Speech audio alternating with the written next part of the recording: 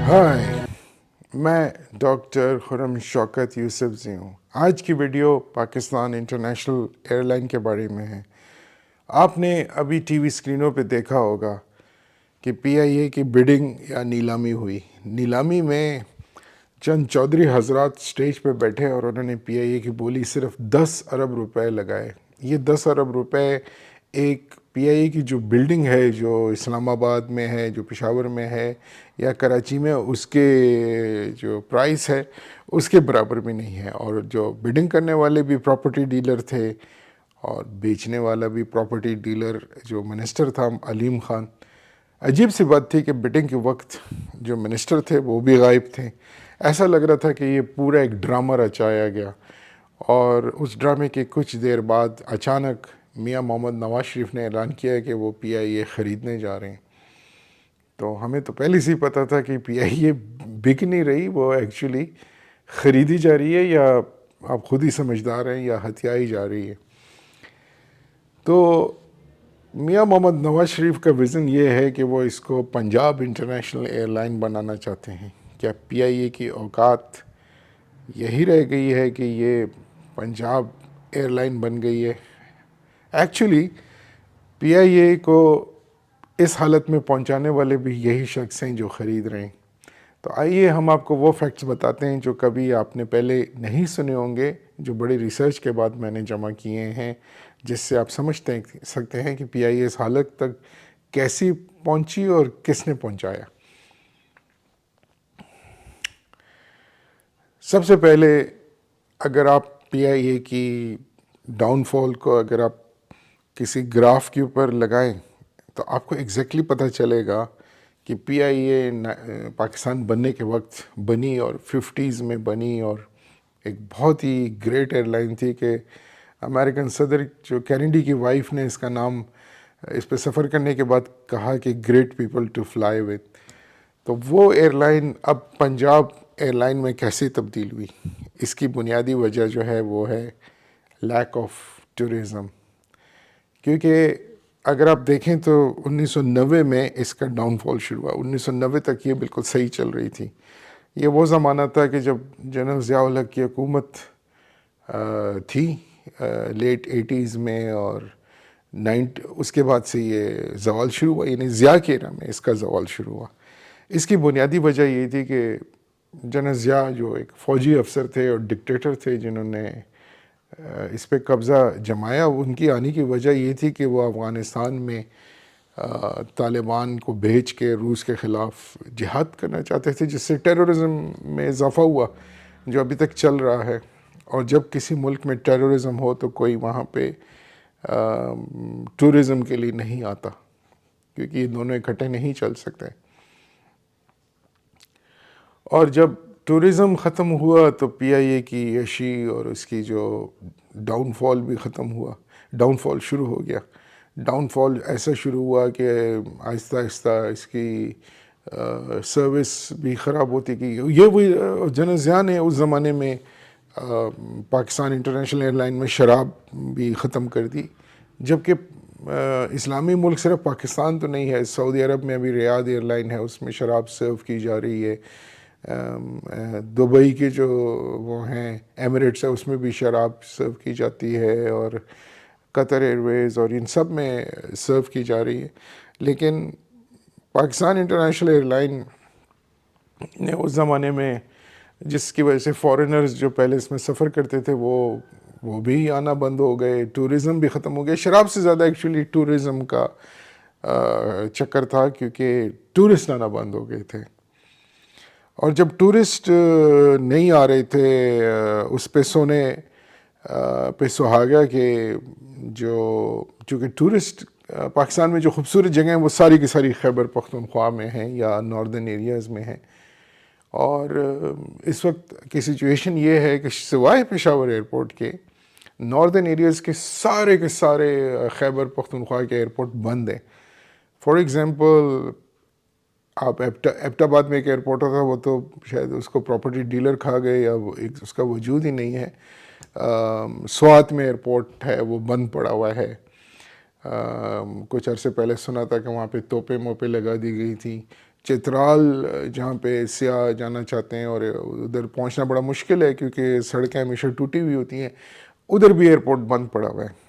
اس طرح ایک پارا چنار ایک خوبصورت جگہ ہے جہاں سردیوں میں برف بھی پڑتی ہے اور بڑی خوبصورت، ادھر کا جو ایئرپورٹ جو ایک زمانے میں انٹرنیشنل ایئرپورٹ تھا وہ بھی بند ہے۔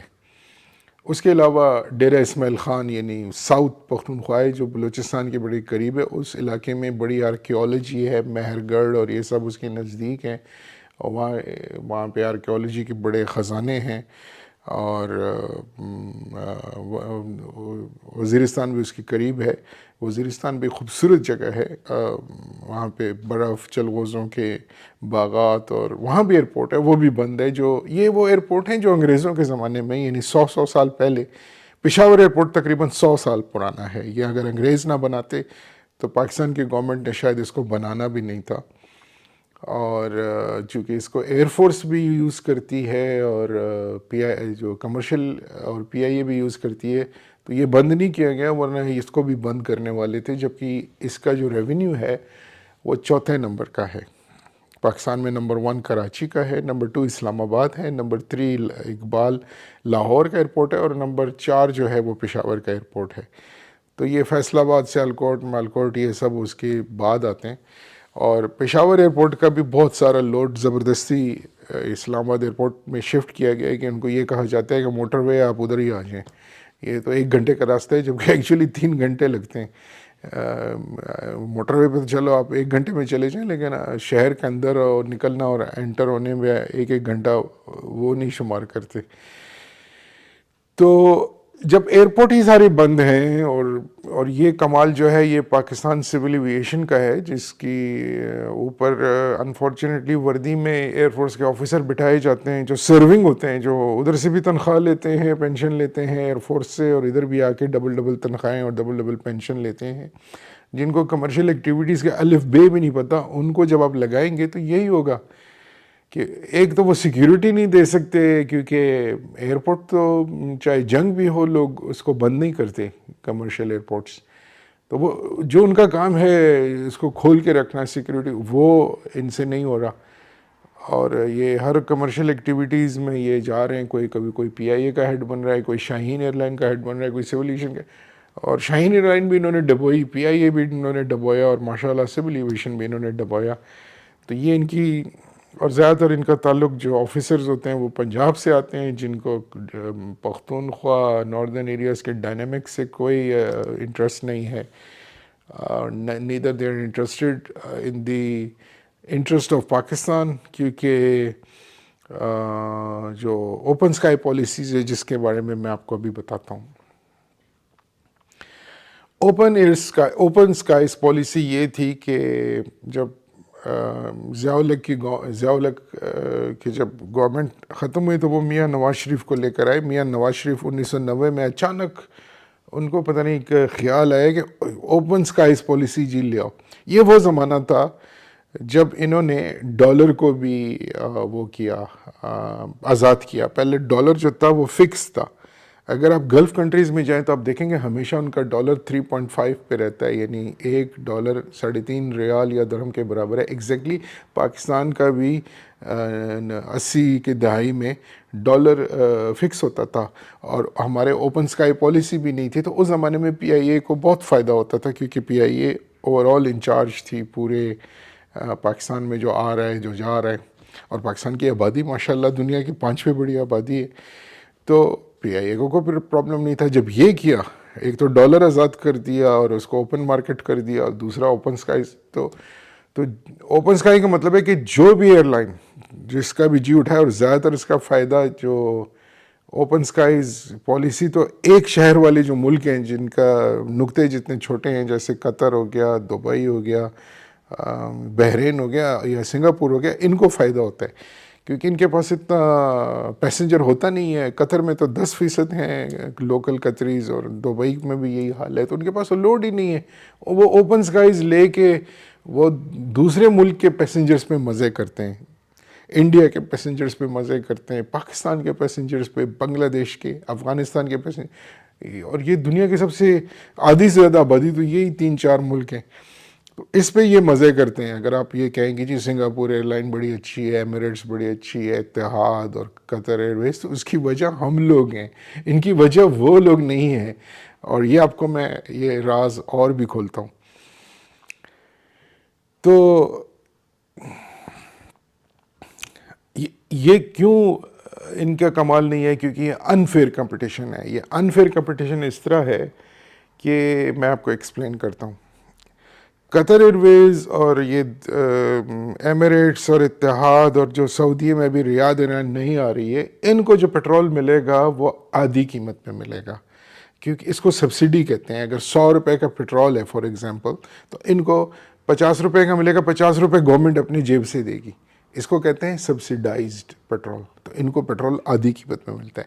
دوسرا, ان کا جو ریٹ ہے, ایک تو آدھا ہے, دوسرا وہ فکسڈ ہے کہ اگلے ان کے ساتھ ایگریمنٹ ہو جاتی ہے کہ بھئی یہ اگلے 10 سال تک میں تمہیں پیٹرول اس قیمت پہ دوں گا. یہ نہیں کہ پاکستان میں ہر 15 دن میں پیٹرول سٹاک مارکیٹ کی طرح اوپر جا رہا ہے, سٹاک مارکیٹ کی طرح نیچے جا رہا ہے. تو ان کو فکس ریٹ پہ گورنمنٹ پیٹرول دیتی ہے, ایک آدھی قیمت پہ سبسیڈائز دیتی ہے اور پھر فکس ریٹ پہ دیتا ہے. اس کا مطلب ہے کہ گورنمنٹ یہ کہتی ہے کہ یہ جو بڑا ٹینک ہے پیٹرول کا, یعنی تمہارے 10 سال کا جو پیٹرول ہے یہ اس ریٹ پہ ہے, اور یہ میں نے تیرے لیے رکھا ہوا ہے, چاہے اوپن مارکیٹ میں ریٹ اوپر جائے نیچے جائے, تمہارا یہ ریٹ ہے.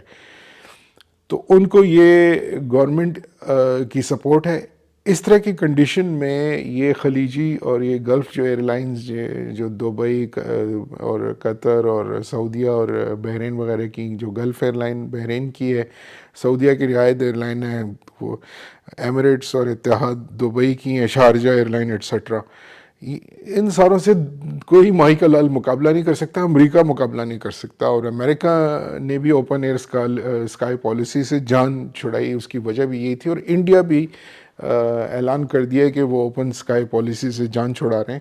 انہوں نے جب اپنی وہ ایئر لائن ٹاٹا کو دی ایئر انڈیا, تو انہوں نے کہا ہم اوپن ایئر اسکائیز پالیسی کو ختم کر رہے ہیں.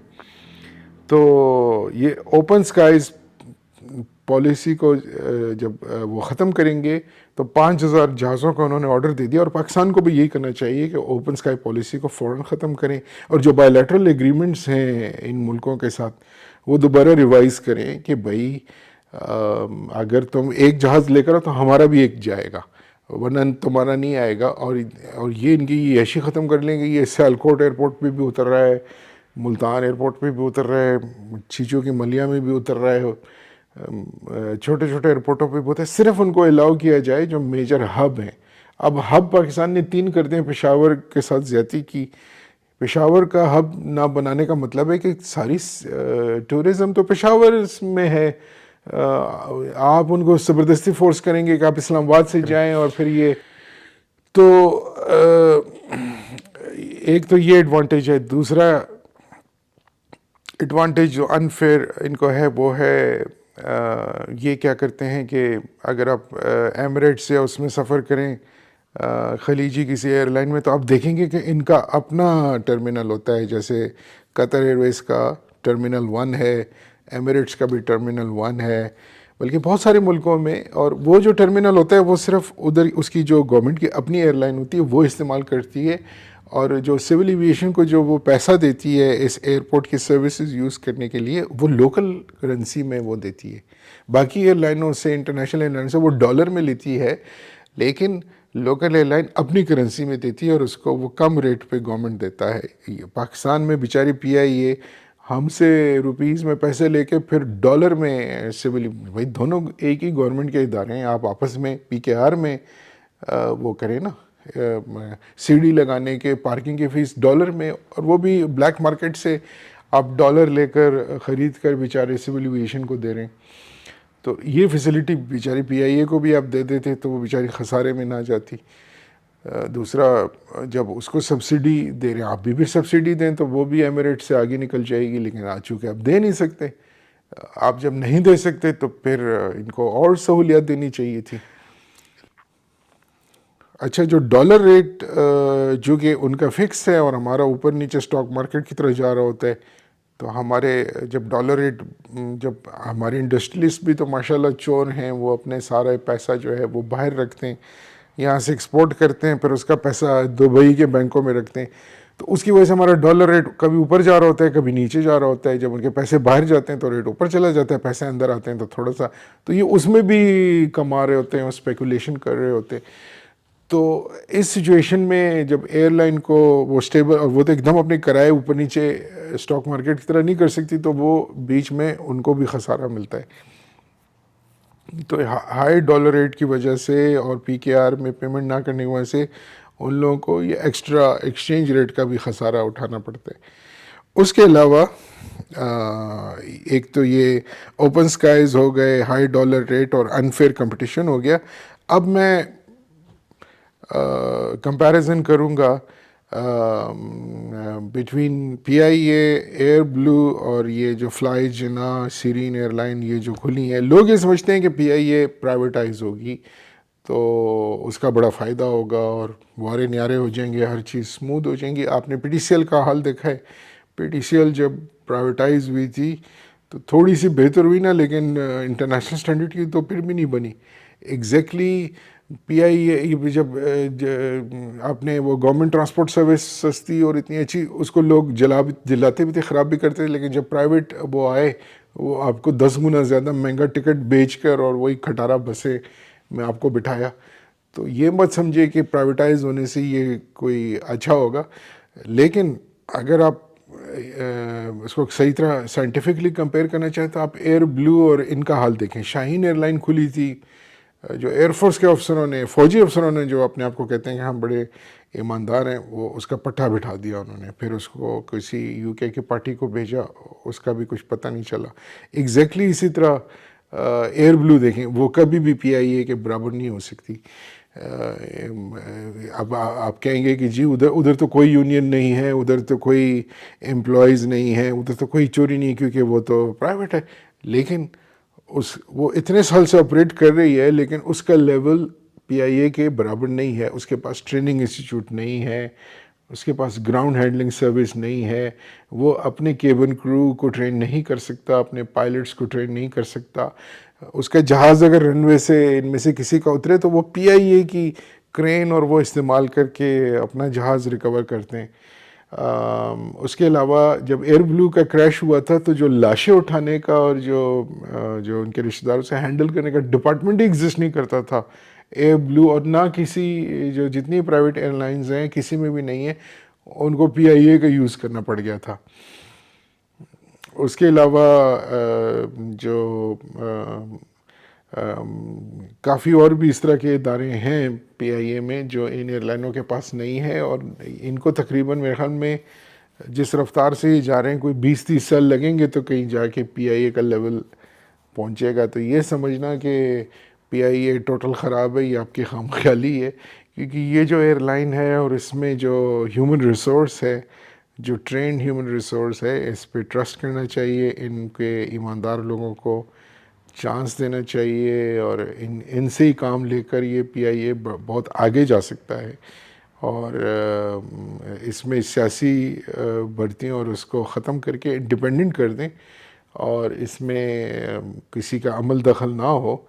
کیونکہ پی آئی اے میں امپلائیز کا تو بہانہ ہے، ایکچوئل تو مافیاز ہیں. جیسے اسپیئر پارٹس چوری ہوتے ہیں، اس کے بازاروں میں ملتے ہیں. پیٹرول میں چوریاں ہوتی ہیں، جو جہاز میں یہ فیول بڑھتے ہیں اس میں جو ڈپ اسٹک سے وہ میجر کرتے ہیں، تو اس میں وہ جو بندہ ہے وہ چوری کرتا ہے تیل کا.